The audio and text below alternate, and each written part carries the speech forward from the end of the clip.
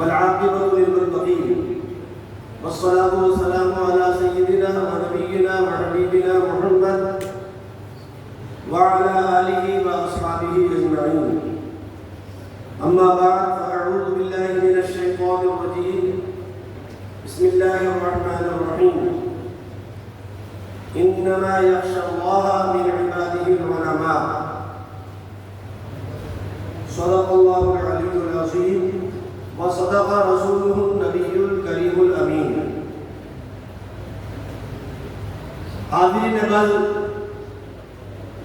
آئیے ہم سب سے پہلے اپنے آقا و مولا تاجدار دو عالم رحمت للعالمین شفیع المذنبین سیدنا و حبیبنا محمد مصطفیٰ علیہ التحیۃ والثناء کی بارگاہ عالی جاہ میں درود پاک کا نذرانہ عقیدت پیش کر لیں.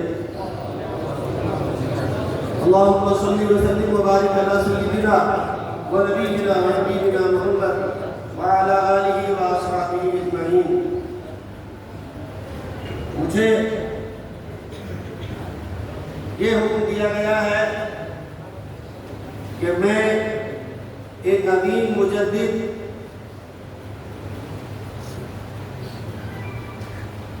حضرت علی ربانی مجدد الفزانی حضرت شیخ احمد سرہندی فاروقی رضی اللہ تعالیٰ عنہ کے حالات پر کچھ گفتگو کروں. وہ بہت عظیم مقام رکھتے ہیں. میری کیا مساعد ہے کہ میں ان کا پورا تعارف کرا سکوں، لیکن کوشش کروں گا کہ کچھ تعارف، کچھ باتیں آپ حضرات کی گوشہ گزار کر سکوں. ایک بار اور درود پاک پڑھیں صلی اللہ علیہ وسلم.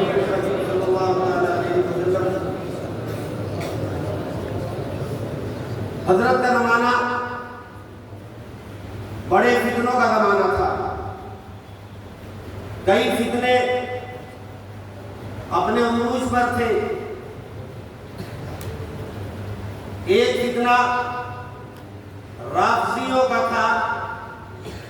ہندوستان میں جب ہمایوں دوسری مرتبہ دہلی اور آگرہ کے تخت پر بیٹھا ہے تو شیعوں کی اس میں مدد شامل تھی. شیعہ بادشاہ کی تو شیعہ فوج میں بھی بھرتی ہوئے، اور شیعہ مغلق اور شیعہ ان کے جو اعتبار سے دینی پیشوا ہوتے ہیں وہ بھی ہندوستان میں آئے اور ان کو مناصب ملے، مقامات ملے، جاگیریں ملی ان کو، تو ان کو عروج ملا. اور شیعہ جہاں رہتے ہیں تو وہ صحابہ کرام کی شان میں گستاخیوں سے باز نہیں آتے. عام صحابہ کے لیے تو وہ کچھ کہتے ہی ہیں، بہت کچھ برائیاں کرتے ہیں. جو خاص صحابہ ہیں خلفائے ثلاثہ، ان کی شان میں بھی گستاخی کرتے ہیں، اور اس سے وہ اپنے مشن پر رہتے ہیں. بات نہیں آتے، رکتے نہیں. جب دباؤ دیکھتے ہیں کسی قوم کا تو سنیوں سے اتحاد کی بات کرتے ہیں، لیکن جب دباؤ سے نکل گئے تو پھر وہی بات کرتے ہیں کہ حضرت علی کا حق تھا خلافت پہلے نمبر پر آنا، اور ان تینوں خلافہ نے خلافت کو زبردستی چھینا ہے ان سے. یہ ان کا اتہام ہے، تہمت ہے، الزام ہے، افتراء ہے. ورنہ نبی اکرم صلی اللہ علیہ وسلم نے پردہ اچانک نہیں فرمایا. ہمارے آقا نے جو پردہ فرمایا تو اچانک، بلکہ کئی روز تک آپ بیمار رہے. کیا رہے؟ ان بیماری کے ایام میں جب نماز پڑھانے کے لیے تشریف نہیں لے جاتے تھے بیماری کی وجہ سے، مرض کے اور کرنے کی وجہ سے اور بڑھ جانے کی وجہ سے، تو عرض کیا گیا کہ حضور آپ کی جگہ نماز کون پڑھائے گا؟ فرمایا مروا ابا بکر فلیصلی بالناس، ابو بکر کو حکم دو، چاہیے کہ وہ لوگوں کو نماز پڑھائے. بعض روکنے والوں نے روکنے کی کوشش کی اور یہ تک کہا گیا کہ وہ نرم دل ہیں اور آپ کی جگہ کھڑے ہو کر قرآن نہیں پڑھ پائیں گے، رو پڑیں گے، اور رو پڑیں گے تو نماز میں روئیں گے تو نماز پوری کرنا مشکل ہو جائے گا. لہذا کسی مضبوط آدمی کو حکم دیا جائے کہ وہ نماز پڑھے یا حضرت نماز پڑھائے یا حضرت عمر کو حکم دیا جائے، تو یہ بات حضرت عائشہ نے حضرت حفصہ سے کہلوائی، تو نبی اکرم صلی اللہ علیہ وسلم نے سخت ڈانٹ لگائی، فرمایا انکن صواحب یوسف، تم یوسف والیاں ہو، حکم سے روکنا چاہ رہی ہو، مروا ابا بکر فلیصلی بالناس، بکر کو حکم دو چاہیے کہ وہ لوگوں کو نماز پڑھائے۔ حضرت حفصہ نے حضرت عائشہ سے کہا کہ تم جب بھی مجھے موقع نہیں چھوڑتی مجھے حضور سے ڈٹواتی ہی ہو، پھر ڈٹوا دیا مجھے حضور سے تم نے، مگر آپ دیکھیے کہ وہاں حضرت علی بھی موجود ہیں، حضرت عباس بھی موجود ہیں، اور بڑے بڑے دوسرے صحابہ موجود ہیں، حضرت عمر بھی ہیں، حضرت عثمان بھی ہیں، عشرہ مبشرہ بھی ہیں، اس کو حکم کیا نماز پڑھانے کے لیے، اور ایک نماز کا نہیں 17 نمازیں حضور کے حکم سے حضرت صدیق کیا کرتے۔ تو سارے مسلمانوں نے، مہاجرین و انصار نے بالاتفاق یہ فیصلہ کیا کہ جس کو رسول اللہ نے نماز پڑھانے میں اپنا خلیفہ بنا دیا، نائب بنا دیا، تو وہ اسلامی امور میں بھی ہمارے حضور کے خلیفہ رہیں گے اور نائب رہیں گے۔ یہ نسب کہاں ہوا، چھیننا کہاں ہوا، یہ محض الزام ہے۔ حضرت علی وہاں موجود تھے، حضرت عباس وہاں موجود تھے، ان کو حکم نہیں کیا۔ یہ کلیئر حضور کا اشارہ تھا کہ میرے بعد، اور بخاری اور مسلم کی کتنی حدیثوں میں یہ ہے کہ بعض ضرورت مند آئے، حضور نے ان کی ضرورت پوری فرما دی۔ انہوں نے عرض کیا، ایک صحابی ہنائی کہ میری یہ ضرورت ہے، حضور نے پوری فرما دی۔ پھر عرض کیا، حضور اگر میری ضرورت پھر ہو میں اور میں دوبارہ آؤں اور آپ کو نہ پاؤں تو کے بھی سے، اگر آپ کو نہ پاؤں تو دیکھ رہی تھے کہ بیمار تھے، تکلیف میں ہے، میں دوبارہ آؤں اپنی ضرورت لے کر اور آپ کو نہ پاؤں تو کس کے پاس جاؤں؟ فرمایا ابو بکر کے پاس جاؤ، اگر میں نبی ہوں تو ابو بکر کے پاس جانا۔ بے شمار حدیث ہے، ابو بکر کا مقام وہ تو دیکھو نا، ان کا مقام کتنا بلند ہے، مگر اس وقت وہ ذکر نہیں کرنا پسند ہے۔ مگر شیعوں نے آگے یہاں شیعت پھیلانی شروع کی، صحابہ کی شان میں گستاخی، شیخین کی شان میں گستاخی، خلفائے ثلاثہ کی شان میں گستاخی۔ ایک فتنہ یہ تھا، یہ بڑا فتنہ ہوا ہمایوں کے آنے کے بعد ہندوستان میں۔ ہمایوں سے پہلے پورے ہندوستان میں سنی تھے اور 90% ہندوستان میں حنفی تھے اور 10% یا کچھ اس سے کم میں کیرلا وغیرہ میں شافعی تھے۔ پھر اور بڑا فتنہ اکبر کا، بہت بڑا فتنہ۔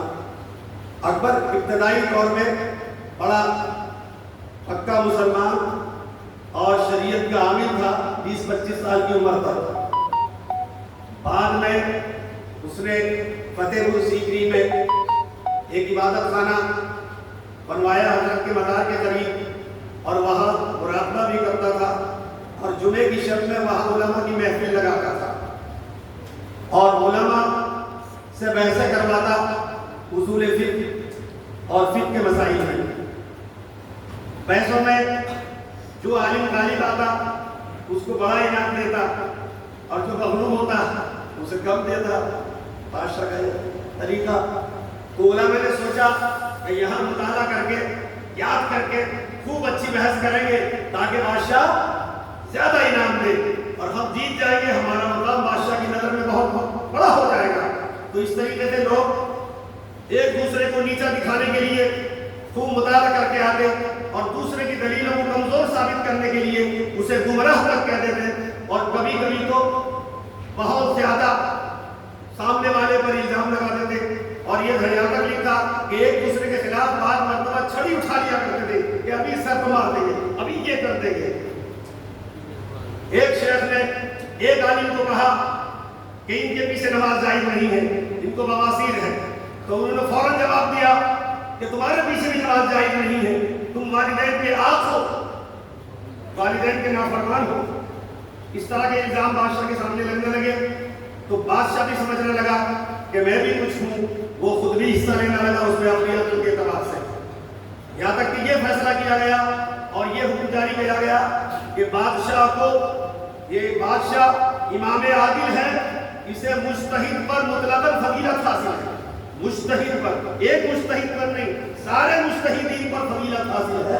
और ये मुस्तहिदीन में से जिसके कौल को भी चाहे अपनी अक्ल से उसे राजे करार देकर अपनी रियायत उसके पर अमल करने का हुक्म दे सकते हैं। फिर आगे और तरक्की की कि इसको बादशाह को ये मकाम हासिल है कि अगर वो किसी नस्से कुरानी या नस्से हदीस के खिलाफ भी इनकी समझ में कोई हुक्म आए और वो पब्लिक के हक में बेहतर हो, सूदमंद हो, तो ये वो भी हुक्म दे सकते हैं, ये नस्स को भी रद्द कर सकते हैं।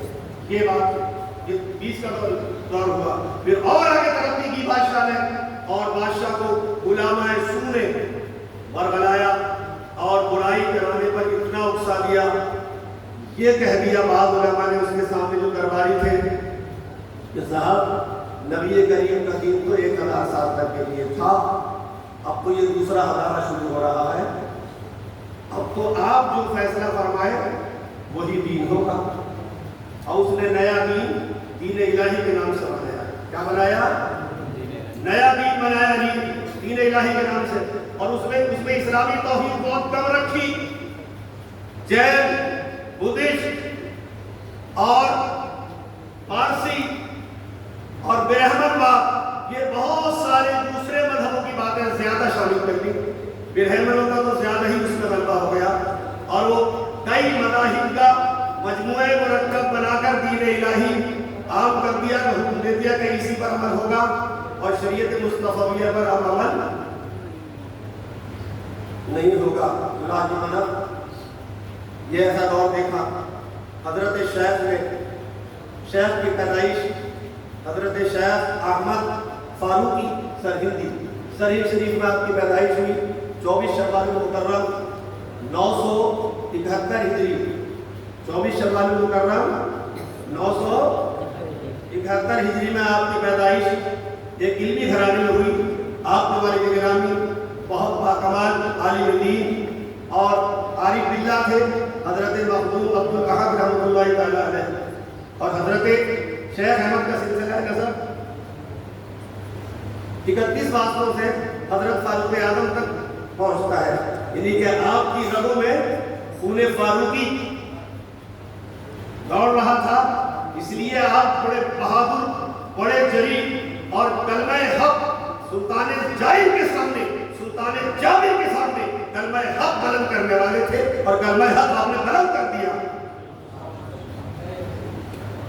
आपने सोचा कि दीन की तबलीग कैसे हो, तो आपने बादशाह के दरबारियों को, जो उसके दरबार में समझदार किस्म के आदमी समझ आए आपको, उनको खुतूत लिखे और उन्हें बताया कि तुम खुद शरीयत पर अमल करो और बादशाह का जब मूड अच्छा देखो जहांगीर का, तो इसे शरीयत की तरफ माइल करो और दीन पर अमल करने की रग़बत दिलाओ।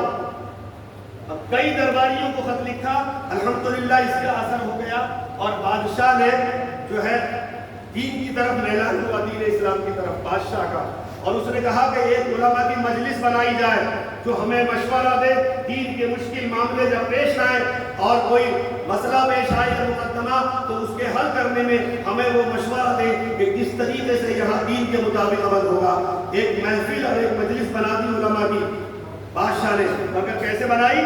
आपने जिन उमरा को खत लिखे थे उनकी तरगीब से, उनके उसे उसकी रहनुमाई करने से बादशाह दीन की तरफ माइल होने लगा। तो जो दुनिया परस्त आलिम थे जिन्हें उलमाए सू कहा जाता है, एक मुबारक था, मुबारक नागौरी, और एक मुल्ला अबुल फैज फैजी था, और दो चार और थे इस किस्म के जिन्होंने दुनिया कमानी थी और दीन को बेचना था। दुनिया कमाई और दीन को बेच दिया उन्होंने देखा कि बादशाह दीन की तरफ माइल हो रहा है और ये भी समझ में आ गया उनको कि ऐसे लोग दीन की रग़बत दिला रहे हैं जो शेख अहमद सरहिंदी से राबते में रहते हैं। तो इल्जाम लगाया हज़रत शेख अहमद सरहिंदी पर कि ये सरहिंद में एक शेख ज़ादा है और वो अपने को ये कहता है कि मैं सिद्दीक़ अकबर से अफजल हूँ। बादशाह का कान भरा कि सरहिंद में एक शेख ज़ादा है और वो ये कहता है کہ میں صدیق اکبر سے افضل ہوں. جہانگیر نے حکم دیا سرہند کے حاکم کو کہ جو وہاں کا وہ شہزادہ صدیق اکبر سے اپنے کو افضل قرار دیتا ہے اسے میرے پاس بھیجو. حاکم نے حکم تعمیل کرتے ہوئے بادشاہ کے پاس بھیج دیا. بادشاہ کے دربار میں آپ آئے. بادشاہ کو سجدہ ہوتا تھا, اکبر کو بھی سجدہ ہوتا تھا. اکبر نے کر دیا تھا سجدہ. یہ خلیفۃ اللہ فی الارض کہا گیا تھا کہ یہ اللہ کے خلیفہ ہیں زمین میں, ان کو سجدہ ہونا چاہیے. تعظیم کا سجدہ کرتے تھے کہ سجدہ کرواتا تھا. اور ہمایوں بھی سجدہ ہوتا تھا. جیسے ہی آپ دربار میں آئے تو آپ نے نہ تو سجدہ کیا اور نہ اس کے آگے سر جھکایا, نہ سجدہ کیا نہ رکوع کیا, بلکہ جیسے ایک مسلمان سے ملاقات کرتا ہے سیدھے السلام علیکم سلام کہا اور آگے ہو گئے. بادشاہ نے پوچھا کہ آپ اپنے آپ کو صدیق اکبر سے افضل قرار دیتے ہیں؟ تو وہ جو کہہ رہا ہے وہ مفتری ہے, بہتان تراشنے والا ہے. میں صدیق اکبر سے اپنے کو افضل قرار دے سکتا ہوں؟ میرے جد اعلیٰ حضرت فاروق اعظم جو ہے وہ ان سے افضل نہیں ہے, تو میری کیا حیثیت ہے کہ میں ان سے افضل ہوں؟ پوری جب دلیلیں بتائی تو بادشاہ مطمئن ہو گیا. بادشاہ مطمئن ہو گیا. پھر بادشاہ کے کان بھرے کس نے؟ وہی برے عالموں نے, علماء سو نے کان بھرے کہ یہ حکومت کے لیے خطرہ ہے, یہ افغانوں کو اسپیشل مرید کر رہے ہیں. کس کو؟ افغان جن سے آپ لوگوں نے حکومت چینی ہے, پٹھان, ان سے ان کو بہت اسپیشل مرید کر رہے ہیں. خطرہ ہے کہ یہ تمہاری حکومت چھین لے, پٹھانوں کو اکٹھا کر کے. تو بادشاہ نے ان کے کہنے پر حضرت کو گوالیار کے قلعے میں قید کر دیا. کس قلعے میں؟ گوالیار کے قلعے میں. گوالیار کا قلعہ جو گوالیار آج کی ہندوستان میں ریاست تھی وہ اب بھی ہے ہندوستان میں تھے. تو وہاں اس قید خانے میں کیوں ڈالا کہ اس میں جو قید تھے بڑے خونخوار, جلاد, بہت ہی شریر اور بڑے فسادی قیدی تھے کہ جب ان کے درمیان میں رہیں گے تو ان کو پتہ چل جائے گا کہ قید کا مزہ کیسا ہوتا ہے. جو خوفوار تھے, قاتل تھے, خونی تھے, فسادی تھے اور بہت خطرناک لوگ تھے قید میں, مگر قربان جائیے ایک عالم ربانی کے کہ جیل میں گئے ہیں تو حضرت یوسف علیہ السلام کی سنت ادا کر دی آپ نے. حضرت یوسف بھی جیل میں گئے تھے اور وہاں کے سارے قیدیوں کو آپ نے نیک بنا دیا, موحد بنا دیا, اللہ و رسول پر ایمان لانے والا بنا دیا. اور حضرت نے بھی یہی کیا کہ جو قیدی خونخوار تھے, خونی تھے, قاتل تھے, فسادی تھے, باغی تھے, وہ سب نیک ہو گئے, متقی ہو گئے, تسبیح شعار ہو گئے, بل وقت تک نمازی ہو گئے. بادشاہ کو پتہ چلا ایک سال میں کہ جیل کا حال تو بدل گیا. جیل میں تو اب کوئی قاتل بھی نہیں دکھتا, اب تو سب نماز پڑھ رہے ہیں, بل وقت تسبیح پڑھ رہے ہیں, داڑیاں رکھ لی ہیں اور سب نیک ہو گئے ہیں. تو بادشاہ کو اپنی غلطی کا اعتراف ہوا تو آپ کے لیے رہائی کا پروانہ بھیجا کہ ہم آپ کو رہا کرتے ہیں. تو آپ نے شرط لگائی, ایک شرط ہے جب رہا ہوں گا جیل سے, ورنہ میں جیل نہیں رہوں گا. درود پاک پڑھیں.